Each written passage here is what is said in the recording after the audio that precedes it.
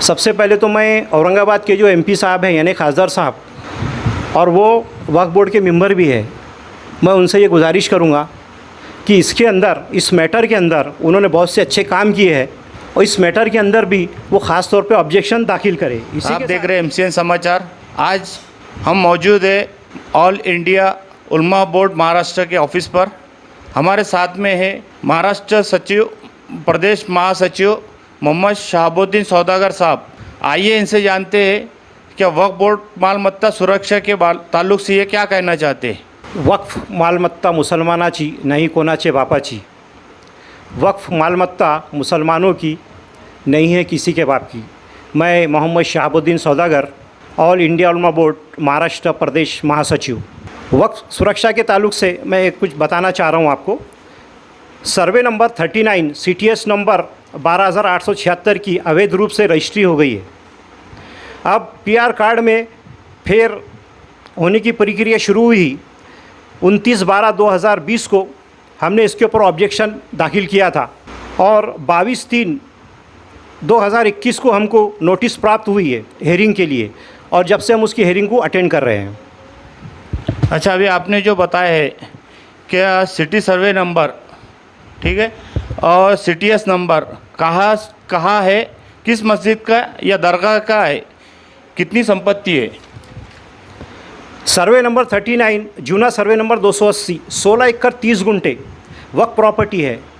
दरगाह सैयद अहमद शाह गुजराती मस्जिद, दरगाह खानखा कब्रस्तान, मोंडा रोड, काली बावड़ी, औरंगाबाद में ये वाक़ है। आप किस आधार पर ये कहते हैं ये मालमत्ता वक्फ की है? इस मालमत्ता का आपके पास क्या पेपर है? देखिए, मैंने महाराष्ट्र वक्फ बोर्ड के अंदर माहिती अधिकार में एक माहिती अधिकार डाला था और मैंने उनसे ये पूछा था कि ये जो जगह है सर्वे नंबर 39 और CTS नंबर 12,876, क्या ये प्रॉपर्टी वक्फ की है क्या?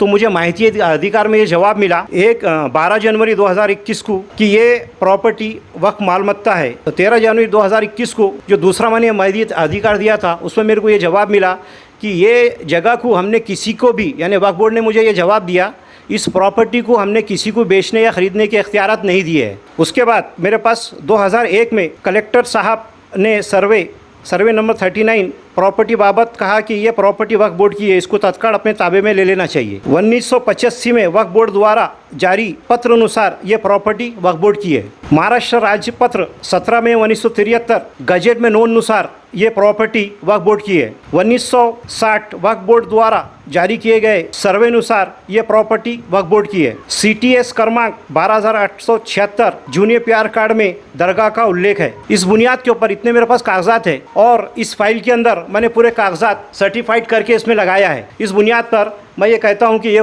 प्रॉपर्टी वक्फ बोर्ड की है। ये जो आपने अभी बताया वक्फ बोर्ड की प्रॉपर्टी जो है, हाँ, किसी के प्रधान की है या प्रधान की वक्फ प्रॉपर्टी को बेचा या सेल नहीं किया जाता क्या? इसका तो प्रॉपर्टी कैसे बिकी, इसकी रजिस्ट्री कैसे हो गई? असल में ये है CTS क्रमांक 12,876 जूनियर PR कार्ड में दरगाह का उल्लेख है, लेकिन उसको किस आधार पर ब्रैकेट लगाया गया है ये निष्पन्न नहीं हुआ है। यो एवजी को क्यों किया गया है ये निष्पन्न नहीं किया गया है। अभी मैं आपको बताता हूँ यो और को में क्या है। यो बोले तो औक़ाफ़ की प्रॉपर्टी होती है और को बोले तो प्राइवेट। मैंने माहिती अधिकार में सिटी सर्वे ऑफिस से मांगा हूँ इंक्वायरी रजिस्टर या एंट्री रजिस्टर, तो उसमें क्लियर इंक्वायरी रजिस्टर की जो मेरे पास माहिती अधिकार में कापी आई उसमें क्लियर जो है यो को किया गया है, यानी कि वक्फ प्रॉपर्टी को प्राइवेट प्रॉपर्टी करके उसकी रजिस्ट्री कर ली गई है। इस तरह से ये काम हो गया है। और मैं औरंगाबाद के जो MP साहब हैं, खासदार साहब, जो वक्फ बोर्ड के मेंबर भी है, उनसे मेरी ये गुजारिश है कि ये यो को क्यों किया गया है इसके ताल्लुक से सखुल चौकसी कराई जाए ताकि हकीकत सबके सामने आ जाए वक्फ प्रॉपर्टी को किस तरह से बर्बाद किया जा रहा है। Survey number 39 city survey number 12,876 में अवैध रूप से अभी तक कितने PR कार्ड बने? देखिए साहब, सर्वे नंबर 39 इसमें 16 एकड़ 30 गुंठे जगह है, जिसमें अभी तक PR कार्ड जो बन चुके हैं 12,881, 82, 83, 84, 85, 87, फिर 12,990, 12,997, 98, 78, 79, 12,880, ये सब प्रॉपर्टी वक्फ प्रॉपर्टी है। इन सब के प्याट काट पर हमारा ऑब्जेक्शन है कि ये अवैध रूप से है बोल। सिटी सर्वे ऑफिस के में हेरिंग के ऑफिसर सहायता मिलती है या नहीं आप? असल में क्या है साहब, सिटी सर्वे ऑफिसर और उसका एमएस यानी कि उस एरिया का एमएस और जिन लोगों ने अवैध रूप से इस जगह को ख़रीदा है उनका वकील, जब ये तीनों बात करते हैं तो जो ऑब्जेक्शन डालता है यानी कि मैंने जो ऑब्जेक्शन लिया है उसके ऊपर वो सामने वाले को यानी मुझे बोलने का मौका ही नहीं देते। उल्टा मेरे को ये सवाल करते हैं वो, घाटी का दवाखाना, महानगर पालिका, विभागीय आयुक्त कार्यालय, कलेक्टर ऑफिस, ताजमहल, मकबरा और ये सब आप बोलेंगे अगर वक्फी प्रॉपर्टी है तो हम इसको क्यों मानेंगे, जबकि मेरे पास ये पूरी फाइल मौजूद है, मैंने हर चीज़ उसको दिया है।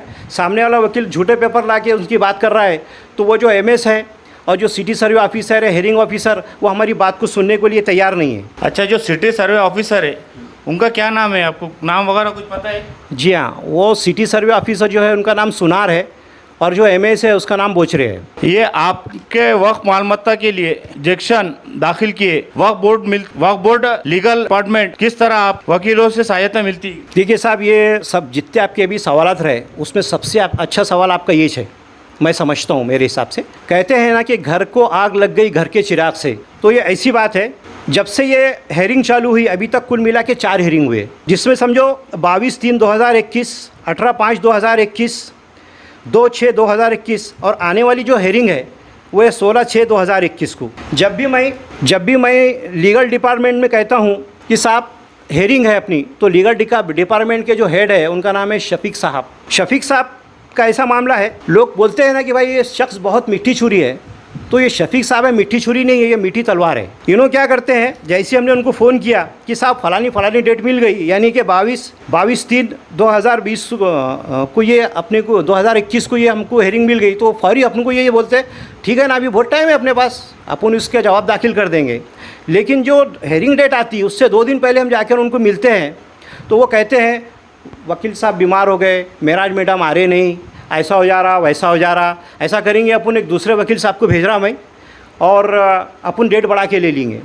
तो इस तरह से 3 तारीखों के दौरान उन्होंने अभी तक कोई जवाब दाखिल नहीं किया और बीच में उन्होंने जो है 18/5/2021 को आसिफ मोहिउद्दीन को उन्होंने वहाँ पर जो एडवोकेट है उनको भेजा था, उन्होंने अपने एप्लीकेशन दे दिए और डेट बढ़ा के ले लिए। उसके बाद में दूसरा जो है 2/6/2021 को फिर और एक हियरिंग हुई, फिर मैंने उनको जाकर बोला कि साहब हेयरिंग है, लेकिन उन्होंने क्या कहा कि हाँ अपन जवाब दाखिल कर देंगे। फिर जब हेयरिंग है उसके 2 दिन पहले मैं उनको जाकर मिला तो उन्होंने बोले कि जवाब दाखिल नहीं हो सकता, अभी अपने पास वक्त नहीं है, अपन क्या करेंगे, एक दूसरे वकील साहब को भेज रहा हूँ मैं, आप वहाँ पर उन्होंने एप्लीकेशन दे देंगे और डेट बढ़ा के ले लेंगे। तो इस तरह से वो हर डेट को एक नया वकील भेजते हैं और वो नया वकील क्या करता है, उसको तो फाइल की कोई स्टडी नहीं होती है, उन्हें दाखिल करता है और डेट बढ़ा के लेकर चले जाता है। ये बारी को उन्होंने मदार मुल्ला साहब को भेजे थे। अभी मसला ये है 2-3 तारीख हो चुकी है, वो जवाब देने की तैयारी नहीं करते। लेकिन मैं ये बोलना चाह रहा कि 22/3/2021 और 18/5/2021 इस हेयरिंग के दौरान 2 महीने का गैप था, उसके बावजूद उन्होंने इसका जवाब दाखिल नहीं करे। तो ऐसा क्यों हो रहा, उसके ताल्लुक से उन्होंने हमेशा एक बात बोलते कि मेराज मैडम छुट्टी पे है, मेराज मैडम छुट्टी पर है, तो फिर ये दूसरे जो वकील रहते हैं इनको कोई स्टडी नहीं रहती। नतीजा ये होता है कि सामने वाली जो अपोजिशन पार्टी है जो उन्होंने अवैध कब्जा करे, वो वक्फ बोर्ड के वकील को पूरे उसके ऑफिस के सामने जलील करता है, बोलता है कि भाई तुमको कुछ मालूमात ही नहीं है और तुमको हम डेट बढ़ा के क्यों देना चाहिए। तो मैं इसके ताल्लुक से ये बोलना चाह रहा हूँ, वक्फ डिपार्टमेंट, वक्फ का जो लीगल डिपार्टमेंट है वो जवाब दाखिल क्यों नहीं करना चाहता है। औरंगाबाद के जो MP साहब है यानी कि खादर साहब है, उनसे मेरी ये गुजारिश है, आप वक्फ बोर्ड के मेंबर हैं, आप इसकी सखोल चौकसी कीजिए। मुझे तो ऐसा लगता है कि वक्फ बोर्ड का जो लीगल डिपार्टमेंट है ये भी सामने वाली पार्टी से मैनेज हो गया, जिसकी वजह से ये लोग जवाब दाखिल नहीं कर पा रहे हैं। अच्छा, वक्फ का जो मालमत्ता है उसकी सुरक्षा के लिए आप वक्फ बोर्ड मेंबर और मुस्लिम समाज से क्या चाहते हैं आप? सबसे पहले तो मैं औरंगाबाद के जो MP साहब हैं यानी खासदार साहब, और वो वक्फ बोर्ड के मेंबर भी है, मैं उनसे ये गुजारिश करूंगा कि इसके अंदर, इस मैटर के अंदर उन्होंने बहुत से अच्छे काम किए हैं और इस मैटर के अंदर भी वो ख़ास तौर पे ऑब्जेक्शन दाखिल करें। इसी के साथ मैं सभी राजनीतिक पार्टियों के, मुस्लिम समाज के लीडरान, दानिशवरान कौम और मुस्लिम तंजीमों के ज़िम्मेदारान, सज्जादा नशीन, मुतवल्लियान और बाशऊर मुसलमानों से मैं गुजारिश करूंगा कि सर्वे नंबर 39 CTS नंबर 12,876 ये वक्फ प्रॉपर्टी की सुरक्षा के लिए ऑब्जेक्शन दाखिल कीजिए। अगली हेयरिंग 16/6/2021 को है। आप मुझसे संपर्क भी कर सकते हैं ताकि मैं आपकी अच्छे से सहायता कर सकूं और मेरे पास ये जो बंच है पूरी मालूमात का, ये मैं आपको दे सकूं और आपकी मैं सहायता कर सकूं। मेरा मोबाइल नंबर है 9028958347। शुक्रिया। अभी हमने मोहम्मद शाहबुद्दीन साहब से बात की, जो वक्फ बोर्ड का जो प्रॉपर्टी को लेके जो काला बाजारी हो रही, इनकी पूरी आवाम से एमपी साहब खासदार जो वक्फ बोर्ड के मेंबर भी है, उनसे भी रिक्वेस्ट करते हैं कि सब लोग जो है तो इस वक्फ बोर्ड की ज़मीन के ऊपर काला बाजारी ना हो, इसको रोका जाए और इसके ऊपर जल्द से जल्द कुछ ना कुछ कार्रवाई की जाए। बस आज के लिए इतना ही। आप देखते रहिए एमसीएन समाचार। सैयद एहते शामुल हक के साथ।